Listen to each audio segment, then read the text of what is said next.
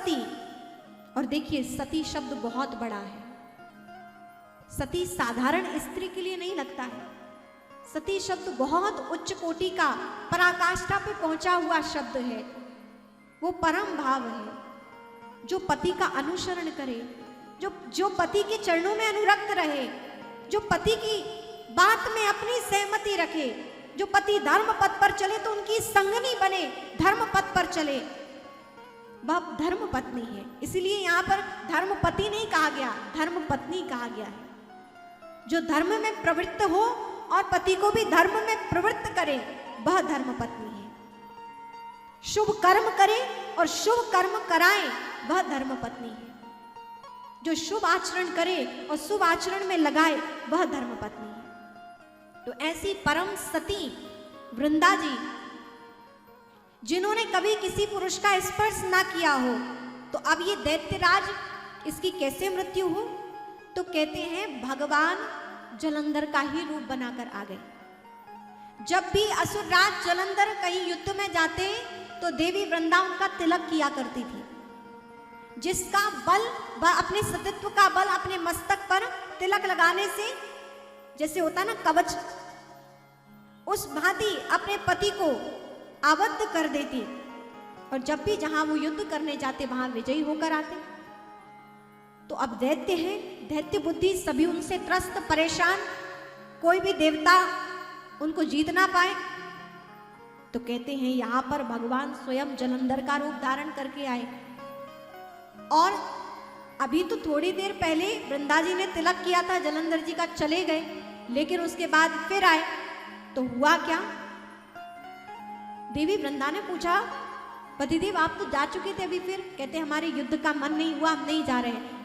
फिर थोड़ी देर बाद कहा कि ठीक है मैं युद्ध में जा रहा हूं, पुनः तिलक करो। और यहां इस समय भगवान विष्णु ही जलंधर का रूप धारण करके आए थे। और सती स्त्री वृंदा ने जब भगवान विष्णु का तिलक किया, समझ गई कि ये मेरे पति नहीं है। स्पर्श से ही अनुभव हो गया। और वहां साक्षात स्वयं भगवान विष्णु थे। और क्रोधित होकर कहा कि आप मेरे पति नहीं हैं, अपने वास्तविक स्वरूप में आइए, आप कौन हैं?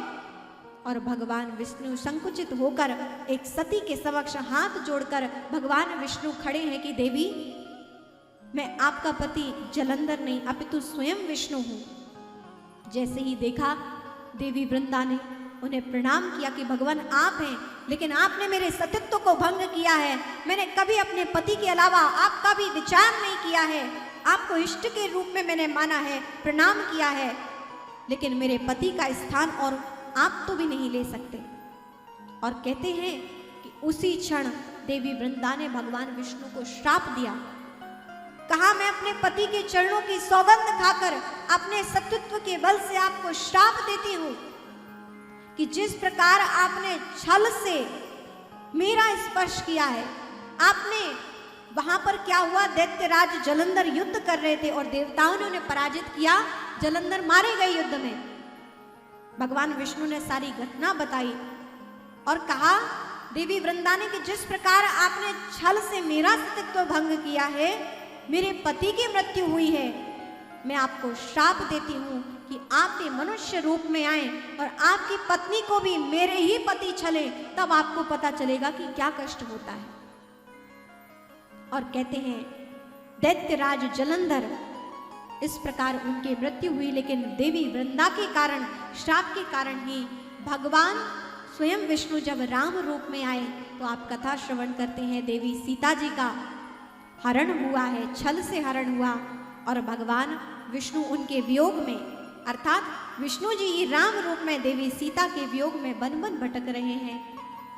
तो उसी भगवान विष्णु जी के और देवी वृंदा जी के संवाद के कारण, श्राप के कारण भगवान राम रूप में इस पृथ्वी पर आए हैं। तो कई कारण हैं, घटनाएं बहुत विस्तृत हैं, लेकिन कुछ कुछ घटनाओं को हम यहाँ संक्षिप्त में श्रवण करते हैं।